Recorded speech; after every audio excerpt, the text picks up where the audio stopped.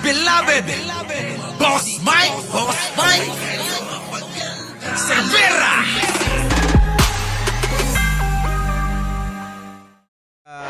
Oo, si Kuya Jake. Oo, Yun. no, nandiyan si Kuya Oy. Jake. Oo. Bagong Ay, goalie naririnig ba ako mga tol? Oo, Shoutout po sa lahat No, naririnig ka. Naririnig. Oo, kanina. Naririnig. Kamusta ang Thailand?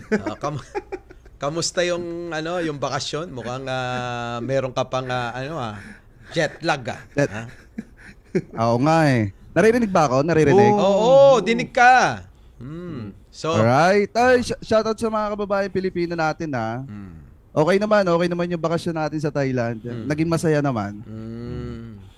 So yung topic natin kay Digong, okay? ito na, So, Jake, sakay ka.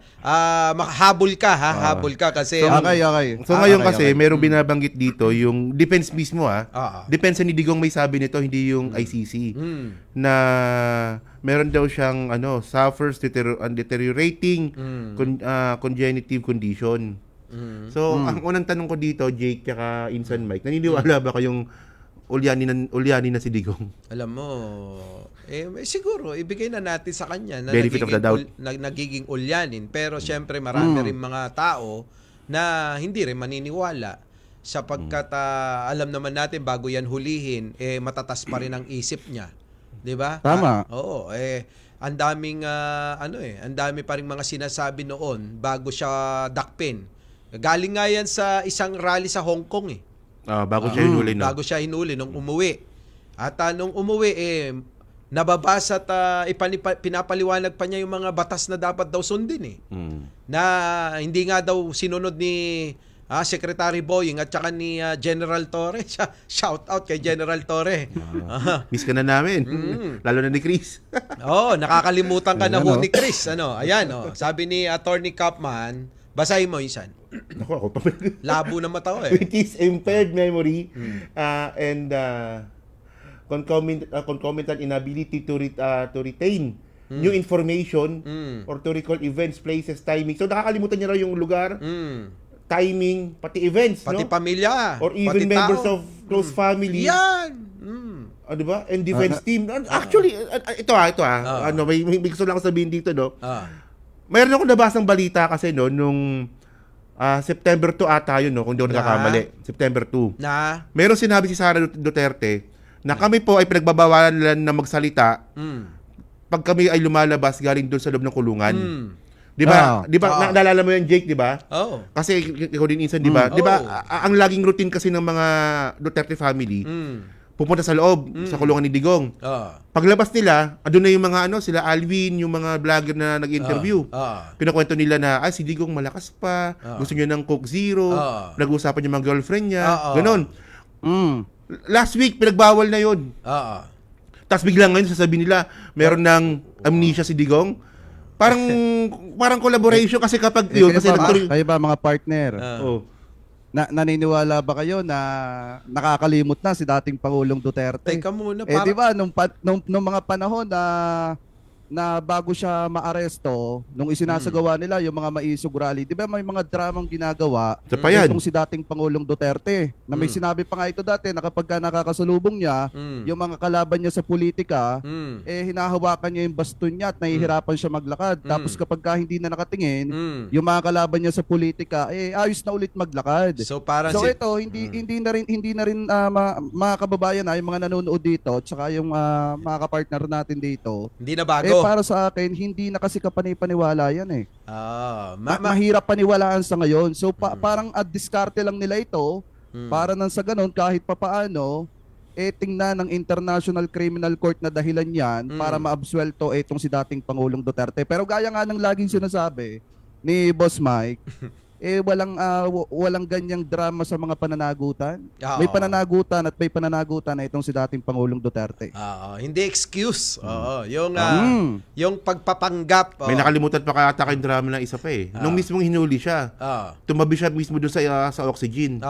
Tapos yung oxygen hindi nakasaksak. So gawain talaga nitong dating presidente Duterte yung magdrama at gumawa ng kwento para kaawaan at para makakuha ng simpatsya. Buong pamilya yan madrama. Buong Tama. pamilya yan. Pati si Sara, di ba? Kasi Yung kay Zulaika Lopez. Maliwanag naman yung ano eh. Nung may Maliwanag camera? naman yung sinasabi nung una-una na habang nakadetain yan si dating Pangulong Duterte, nakakapagbigay pa nga ng komento about sa mga issue ng flood control, nakakapagbigay pa ng komento about sa kung ano-ano, tapos magugulat na lang ang lahat na nakakalimot na. Kahit miyembro ng kanyang kapamilya, Ayan yung ano eh. nalilimutan na. Ayan Jake, sinasabi ni Sara nung ano eh. Kapag lumalabas siya galing kulungan ni Digong, di ba? Si Pangulong Duterte nagko-comment siya tungkol sa flood control project. Tinatanong Oo. kung akin ba yan? Oh, di ba? O, diba? Alam niya Alam eh. niya. Oo. Kasi ngayon ang point ngayon dito, di ba? Ngayon kukulik ngayon natin to dito. Doon sa balita nga last week na sila daw ay pinipigilan na magsalita about sa update. Kasi pag hindi nila ginawa yon, magiging obvious na drama yan. Di ba kaka-update mo lang kahapon, ngayon ulyanin na. Kaya nga. Di ba? Siguro wala na silang maisip na ibang dahilan para hindi mapaharap sa korte ng ICC itong si dating Pangulong Duterte. Tingin ko, alam mo, nahihirapan ako sabihin na dating Pangulong Duterte. Hindi kasi ako sanay sa ganun, ano? Oo. Pero tignan na lang natin kung ano magiging desisyon. Ganito yan. Hindi naman kasi mga eengot-engot Yung sa ICC. itong ICC na hindi pag-aralan at araling maigi at humingi ng mga patunay at aralin din yung ibibigay na ebidensya nila na patunay kung talagang legit itong nararamdaman, 'di ba? Kung Tama. itong pinagdadaanan ng dating pangulo, 'yon. May sariling doktor naman yung ICC. Kaya kayang-kaya malalaman nila kung nagdadrama ba to o hindi. Yan na nga. Tsaka hindi pwedeng gamiting dahilan yung nakakalimot, etc. para maabsuelto ka sa kasalanan mo. Harapin mo. Harapin mo yung kasalanan mo at tapusin mo. Patunayan mo sa publiko na wala kang kasalanan. Yun, dapat. At yun naman mga abogado ni dating Pangulong Duterte, tulungan nyo na lang na maabsuelto itong si Digong sa kanyang kasalanan kung wala talagang kasalanan. Teka, Hindi di ba? yung gagawa pa ng mga dahilan para ilihis yung pananagutan ni dating Pangulong Duterte at maabsuelto ng ganun-ganun na lang. Di ba kamakailan itong abogado nga ni dating Pangulong Duterte, di ba gustong puntahan o i-meet si Pangulong Bongbong Marcos tungkol dito kay Duterte para siguro mapauwi. Parang gano'n eh. Makikiusap. Parang ang tanging paraan na lang daw, parang gano'n, ang pagkakaunawa ko, ay ang kausapin itong si Pangulong Bongbong Marcos. At nagwala. Oo, itong sila Harry Roque, itong sila Maharlika at marami pang mga tagapagtanggol nila, di ba? Mga kaalyado nila. Na bakit kailangan kausapin? Ayan, Hindi ko rin makuha yung point ni Kaufman bakit nanghihingi siya ng tulong sa presidente ng Pilipinas eh. In the first place, wala na yung kaso ni Digong sa Pilipinas eh. Tama. Yung jurisdiction na sa ICC na eh. Kahit naman si Sara maging presidente niya, hindi rin mapapawi si Digong. Kasi yung jurisdiction nun nasa ICC na. Kahit anong request pa nila dyan. Siguro hopeless na. Baka nagbabaka sakali na lang. Parang parang may sakit ka. Meron ka na balitaan. Wala pa rin magagawa Pilipinas nun eh. Parang nga ganito nga yan, siguro para sa kanila. Para sa kanila, May sakit ka. Hopeless ka na. Simpatsya na lang siguro. Hindi. Sasabihin try natin, may nabalitaan ako. May nagpapakilalang anak ng Diyos. Pag hinipo ka raw, ikaw ay gagaling. O, di ba? Lahat yun, susubukan na. Di ba? Kaya lang, yung humihipo daw ng nagpapagaling, nakakulong pa rin hanggang ngayon. Diba? So parang ganito mga partner.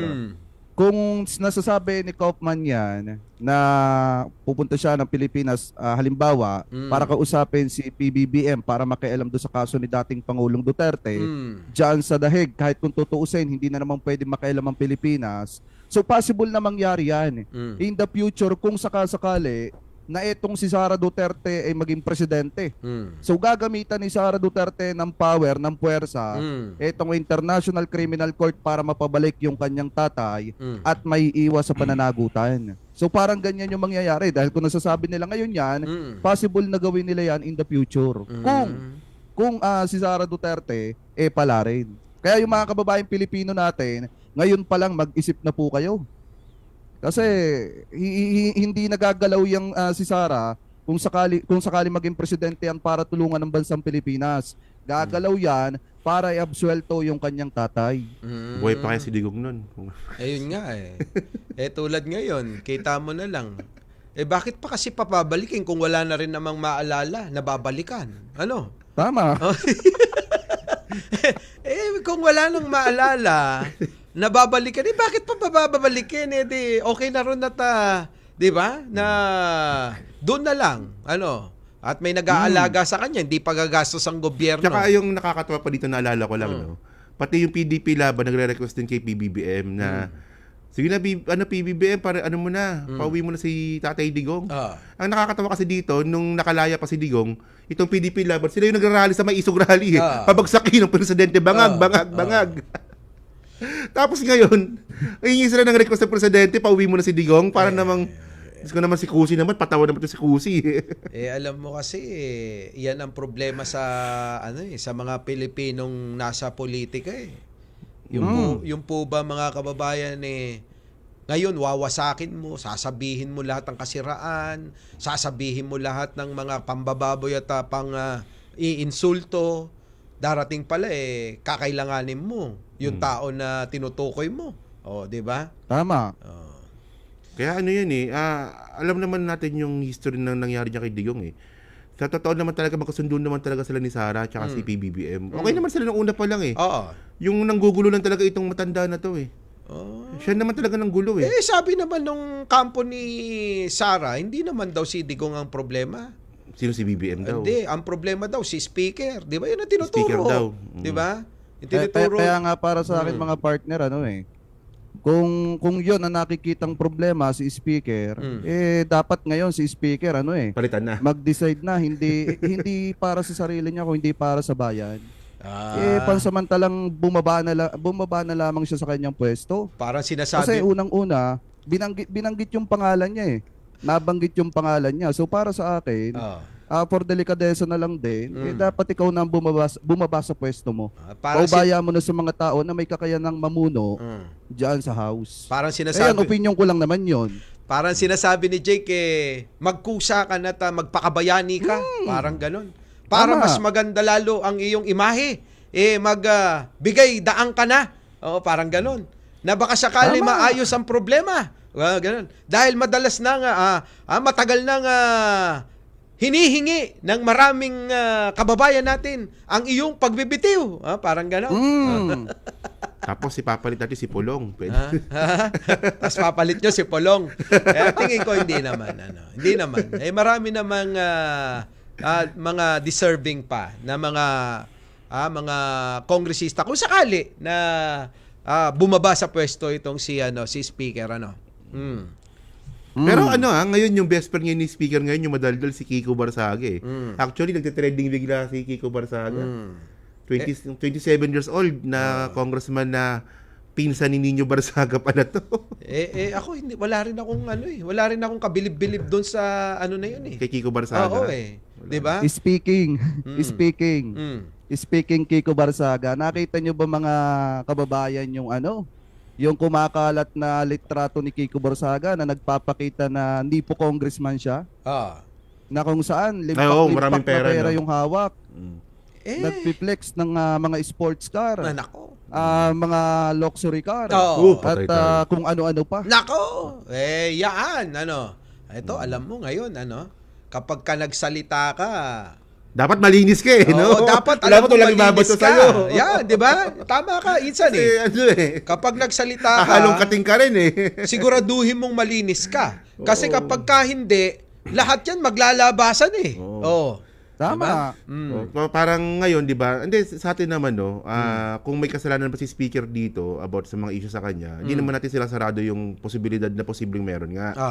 Pero kung ganyan lang yung gagawin ni Kiko Barsaga na maintriga lang, kasi bilang isang congressman, dapat yung asta mo hindi vlogger. Correct. Dapat yung ando ka na sa loob, wala kang ebidensya. Dapat may ebidensya ka dapat.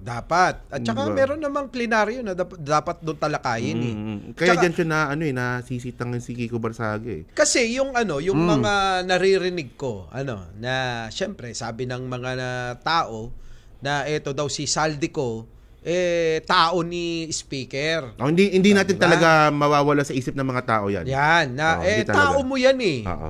Tapos wala kang alam diyan sa bata mo. Kikilos ba yan ng hindi mo alam? Kikilos ba yan na Tama. hindi mo alam? Oo. Sabi, Speaker Martin, kikilos ba yung bata mo na hindi mo alam? Parang gano'n yung mga Ayan yung atake. narrative, ayan yung narrative ni Kiko Barsaga eh. Tsaka ng iba rin. Oo. Siguro kung ako kung ako halimbawa lang na ako isang taga-suporta ni Speaker Martin. Tulad ni Chris Ulo, no? Siguro napakahirap ipagtanggol, ako lang mahihirapan ako ipagtanggol sa totoo lang. Pero ayun nga yung nga dito kay Kiko Barsaga, no? Ang dami niya sinasabi ngayon. Yeah. Pero ang ending pala, hindi rin pala siya malinis. Yun ang Oo. problema. Kasi in the first place, ano ba trabaho mo? Ba't ang dami mong pera? Magkano ba sweldo ng congressman nga. ngayon? Ah. Magkano sweldo ng congressman? Ano ba negosyo mo, kamo? Ano pa negosyo mo? Ah. Ano lang siya, 27 years old, sing edad lang nata ni Jake. Oo. Kasing edad lang namin ni Jake. Tsaka Oo mga nga partner, pala. yung pagpiplex din niya ng mga luxury car, yung pagpiplex niya ng napakaraming pera, yun talaga ang dapat tinitingnan din. At saka ng mga nagbura siya ng kababayang nagbura siya ng Pilipino mga natin. post. Kasi biruin nyo kami na sumusuporta sa gobyerno ni PBBM, lagi naman namin sinasabi, kung merong kasalanan, kasi ang panawagan ni Kiko Barsaga, magbitaw na itong si House Speaker. So ngayon, kung totoo na may kasalanan na itong si House Speaker, much better magbitaw siya. Pero, kung wala naman siyang kasalanan, patunayan niya na lang na wala siyang kasalanan. Correct. Ganun lang naman. Pero ang Tsaka masakit kasi dito yung nag-aakusa, na katulad ni Kiko Barsaga, ang daming nasisilip na butas ngayon. At saka nagbubura siya ng nagbura siya ng mga post. Teka muna. Baka Kasi- akala nyo, sasakyan at pera lang ang pinopost niya. Oh. Pati mga chika bebe. Talaga? 'Di ba? Nagkalat sa social media yung mga nakaangkla sa mga hita Ay, ng mga nakaangkla babae. yung ulo niya sa legs. 'Di ba? Yung para bang kulang na lang isiksik yung ulo niya sa pagitan ng ayoko nang ituloy pero Gets nyo na yun. gets nyo na yun, Hindi, pero ito pa Saka yung mga partner, mismong si Ninyo Barsaga na pinsan ni Yan, Kiko yan. Barsaga ang nagsabi. Na? Wala na daw sa lugar yung ginagawa ng kanyang pinsan. Wala pa daw napapatunayan. Kakaupo niya lang, di gumagawa ba? daw ng eksena. Kakaupo niya lang itong June 30. Kakaupo niya lang nun, first niya yan unang term niya yan Tapos diba? nag-iingay agad. Tapos may mga tapos nepo congressman na pala. Pero minsan kasi yung attitude nung si Congressman Barsaga. Minsan off ako dahil parang hindi dapat ganun yung ikinikilos na isang congressman. ng isang congressman Tapos meron siyang Saka post na wala sa lugar wala meron- sa lugar, parang may siya parang may ayaw ko mang sabihin na may problema sa pero parang ganun ilalayo mo Pagkatapos niya manawagan na palitan si House Speaker, bigla siyang nag-post sa kanyang social media na siya na lamang daw ang gawing speaker. nako. may baliw. Teka muna. Di ba magpinsan niya si Nino tsaka si Kiko Barsaga? Baka naman baka naman sabihin ni Nino tanungin natin Tinanong ko lahi kanina. nyo ba talaga? Di ba? Tinanong ko kanina tumawag si Nino tumawag sa kanina. Tinanong ko yan may ba yan? May record ba ng mental yan? Sabi ko wala daw. Wala daw kasi alam naman natin yung pero isa nga sa nireklamo nga ni Nino nga kanina, ba't siya tumawag? Nag-post ito na doon sa rally daw kailangan daw magdala ng armas. Yung mga nagrarally. Molotov nga. Yun nga. Magdala daw ng molotov, magdala daw ng mga tapos binura niya, armas. di ba? Binura niya kasi May mga airsoft pa na sinasabi. binura niya kasi alam niya kasi yun, sedition yun. Congressman ka, tapos magpo-promote ka ng rally na merong armas. Correct. Hindi rally yun. Oo. Kaguluhan yun. Kaguluhan ang hanap nila. Tapos congressman ka pa. At saka, eto total nabanggit mo yan, yung panawagan na yan sa darating na September 21. Mga kababayan, kayo isipin nyo maigi. Ang mga nananawagan ho rito, yung mga pinapanood ng mga anak, mga apo nyo, yun po yun po yung mga nananawagan, hindi po tulad natin na tayo sa ibang community. Ang community po netong mga pinanonood ng mga anak ninyo, apo ninyo, sila po yung nanawagan. Nako, inyo hong gabayan, ano po, ang inyong mga anak dyan, baka ho sumama na hindi nila naiintindihan at dahil idolo nila, yung pong mga nananawagan dyan, pupunta po sila. Na nakatakip ang mukha. Na nakatakip ang mukha at baka magamit po sila sa hindi magandang plano ng mga nasa likod niyan. Sino ba organizer parang niyan? parang ang tinutukoy kasi dito kung mapapanood yung vlog ng isang vlogger na parang nagsimula ata yung panawagan na yun doon sa isang rapper na ang tema ng kanta ng rapper na yun ay tungkol naman sa droga. Nakakapagtaka lang na yung rapper na yun tungkol sa droga yung tema ng laging kanta, biglang mananawagan ng para sa bayan. Ayan Tapos ang isa pa dito, sinundan nung mga vlogger na malapit sa pinsan ni Boss Mike Cervera. Akala ko na diretso mo na Akala ko, gagawin mo na Ikaw ba, boss? Ikaw ba, boss? Partner? Mahuhulog sa kanila ako sa upuan ko Sino ba ang nasa likod dito mga vlogger na ito na nananawagan ng ganyan? Hindi kasi, alam mo, ako sa akin lang naman. Baka naman may alam ang ating speaker dito. Speaker, wag na ho. Tigilan na natin yan. Yung mga bata nyo ho, yung mga nananawagan Alam naman namin na malalapit sa inyo sila Boss Toyo, sila Makagago, sila Rindon.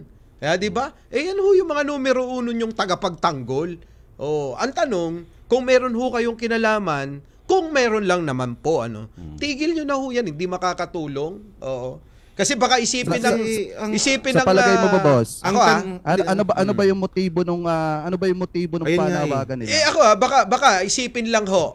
Ito opinion ko lang. Baka isipin ng taong bayan na baka bina-blackmail nyo na ho yung pangulo niyan. Hindi na ho magiging maganda yung magiging relasyon ng mga tao na sumusuporta sa gobyerno, lalong-lalo na si Jake Magnus tsaka si Chris Ulo. Baka mamaya matalik na magkaibigan, baka mag-aaway na yung dalawa na yan dahil dyan.